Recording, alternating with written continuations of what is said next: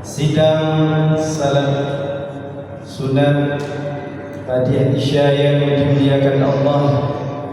Saya Tunku Ali Akbar, SPD MPD, Panglima Muda Tauhid Tasawuf Asia Tenggara, mengajak seluruh masyarakat yang ada di sekitar Masjid Raya Baitur Rahman untuk rutin setiap malam Senin kita mengikuti majelis pengkajian Tauhid Tasawuf dan zikir ratib Seribe, sambil kita niatkan itikaf di dalam masjid yang sangat mulia ini.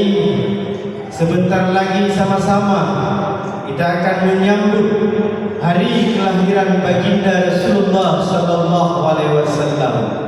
Maka dengan itu kita jaga kedamaian Aceh dengan memperbanyak berselawat kepada Rasulullah sallallahu alaihi wasallam agar Aceh mulia selalu damai dalam rahmat dan kasih sayang Allah.